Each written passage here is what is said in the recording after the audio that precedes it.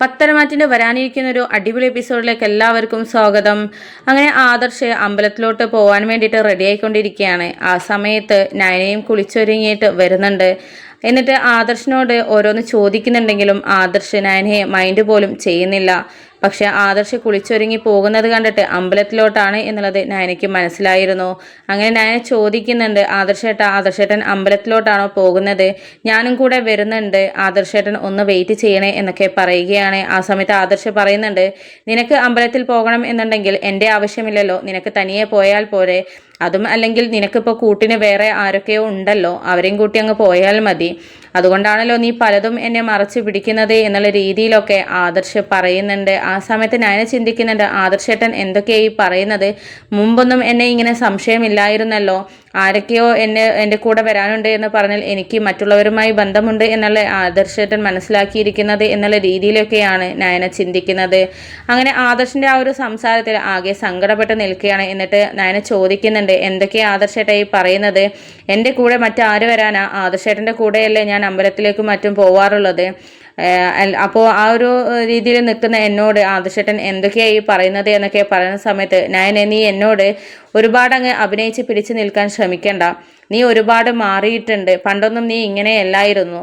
നിനക്ക് ഇപ്പോൾ ഒരുപാട് മറച്ചു വെക്കുന്ന സ്വഭാവമൊക്കെ വന്നിട്ടുണ്ട്. അതുകൊണ്ട് നീ എന്നോട് കൂടുതൽ സംസാരിക്കാനൊന്നും നിൽക്കണ്ട. ഇപ്പോൾ ഞാൻ അമ്പലത്തിലേക്കും പോകാം. നിനക്ക് പോകണമെങ്കിൽ നിനക്ക് തനിയെ പോകാം. ഇവിടെ കാറും ഒക്കെ ഉണ്ടല്ലോ. നിനക്ക് പോകണം എന്ന് തോന്നുമ്പോൾ നിനക്ക് പോകാം. ഇപ്പോൾ ഞാൻ തൽക്കാലം പോവുകയാണ് എന്നൊക്കെ പറഞ്ഞിട്ട് ആദർശ് ചൂടായിട്ട് അവിടെ നിന്ന് പോവുകയാണ്. അങ്ങനെ ആകെ സങ്കടപ്പെട്ട് നിൽക്കുകയാണ് നയന.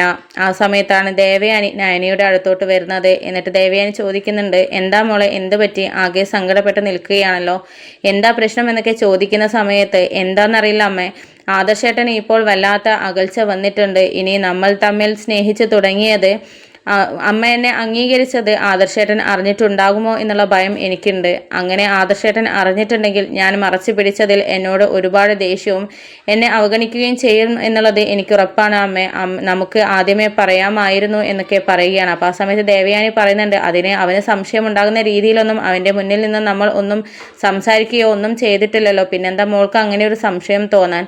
അതൊന്നും ആയിരിക്കില്ല, അവരെന്തെങ്കിലും വേറെ എന്തെങ്കിലും ചിന്തിച്ച് കൂട്ടുന്നുണ്ടാവും എന്നൊക്കെ പറയുകയാണ്. അപ്പോൾ ഞാൻ പറയുന്നുണ്ട്, ഇനി അതും അല്ലെങ്കിൽ ആദർശേട്ടൻ പറഞ്ഞതിൽ നിന്നും എനിക്ക് വല്ല കാമുകന്മാരും ഉണ്ടോ എന്നുള്ള സംശയം ആദർശേട്ടൻ ഉണ്ടോ എന്നാണ് എൻ്റെ പേടി എന്നൊക്കെ പറയുകയാണ്.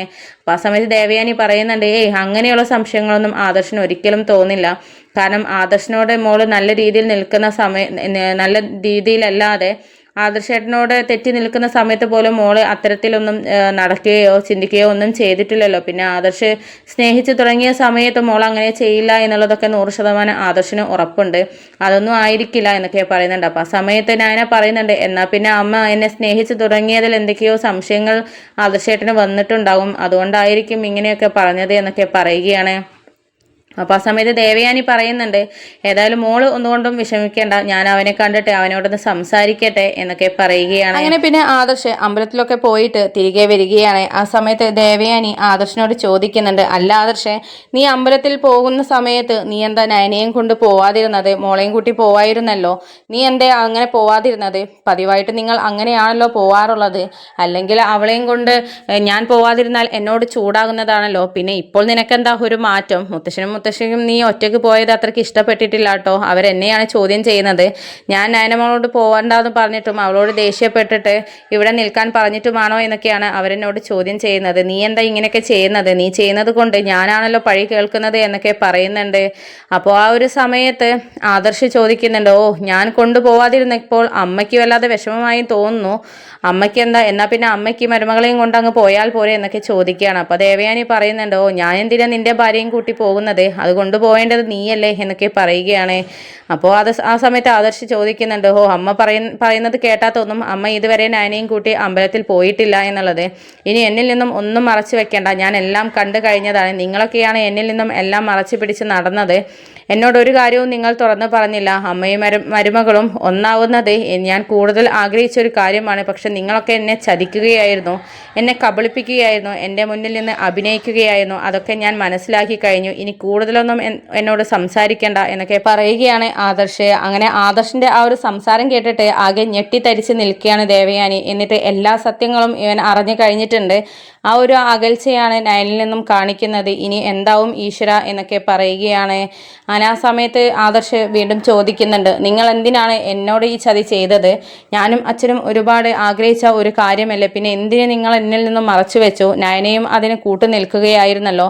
അതുകൊണ്ട് ഇനി നിങ്ങളങ്ങ് അമ്പലത്തിലോട്ടോ എങ്ങോട്ടാന്ന് വെച്ചാൽ പോയാൽ മതി, എൻ്റെ കാര്യത്തിൽ നോക്കാൻ ആരും വരണ്ട എന്നൊക്കെ ദേഷിച്ച് പറയുകയാണ് ആദർശ്. ആ സമയത്ത് ദേവയാനി പറയുന്നുണ്ട്, നീ എന്നെ കുറ്റം പറഞ്ഞോ? നീ എന്തിനാണ് നയനെ കുറ്റം പറയുന്നത്? അവൾ ഒരു തെറ്റും ചെയ്തിട്ടില്ല. അവൾ നിന്നോട് മറച്ചു വെച്ചിട്ടുണ്ടെന്നുണ്ടെങ്കിൽ അത് ഞാൻ കാരണമാണ്. ഞാൻ അവളോട് പറഞ്ഞിട്ടാണ് അവൾ നിന്നിൽ നിന്നും എല്ലാം മറച്ചു വെച്ചത്. എന്നെ പേടിച്ചിട്ടാണ് അവൾ നിന്നോട് പറയാതിരുന്നത് എന്നൊക്കെ ദേവയാനി പറയുന്നുണ്ട്. ആ സമയത്ത് ആദർശ് പറയുന്നുണ്ട്, അമ്മ എന്തൊക്കെ പറഞ്ഞാലും അമ്മ അറിയാതെ എന്നോട് പറയേണ്ട കടമ അവൾക്കുണ്ടല്ലോ എന്നൊക്കെ പറയുകയാണ് ആദർശ്. അപ്പോൾ ആദർശ് നയനയെ കുറ്റം പറഞ്ഞതിൽ ദേവയാനി ആദർശിനോട് ചൂടാകുന്നുണ്ട്.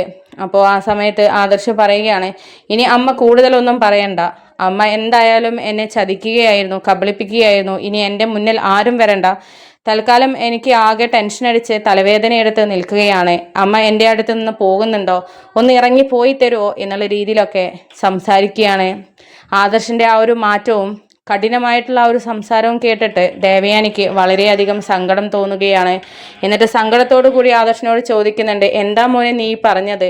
നീ ഇങ്ങനെയൊന്നും ഈ അമ്മയോട് ഇതുവരെ സംസാരിച്ചിട്ടില്ലല്ലോ മോനെ, നീ ഇങ്ങനെയൊന്നും സംസാരിക്കരുത്, അമ്മയ്ക്കത് താങ്ങാനാവില്ല എന്നൊക്കെ പറയുന്ന സമയത്ത് അമ്മയ്ക്ക് മാത്രമല്ല സങ്കടം, എനിക്കുമുണ്ട്. ഞാനും ഒരു മനുഷ്യനാണ്. അതും അമ്മ മനസ്സിലാക്കണമായിരുന്നു, നയനയും മനസ്സിലാക്കണമായിരുന്നു എന്നൊക്കെ പറയുകയാണ് ആദർശ്. അങ്ങനെ രണ്ടുപേരും ആകെ സങ്കടത്തോടു കൂടി നിൽക്കുകയാണ്. എന്നിട്ട് ദേവയാനി പറയുന്നുണ്ട്, എന്നാലും മോനെ നീ എന്നോട് ഇറങ്ങിപ്പോവാൻ എന്നുള്ള രീതിയിൽ പറഞ്ഞല്ലോ, എനിക്കിതൊരിക്കലും സഹിക്കാൻ പറ്റില്ല മോനെ, നീ ഒരുപാട് മാറിപ്പോകുന്നുണ്ട് കേട്ടോ എന്നൊക്കെ പറയുകയാണ്. അപ്പോൾ ഞാനല്ല മാറിയത്, നിങ്ങളും നയനയുമാണ് മാറിയത്, നിങ്ങൾ എന്നെ ചതിക്കുകയാണ് എന്നൊക്കെ പറയുകയാണ് ആദർശ്.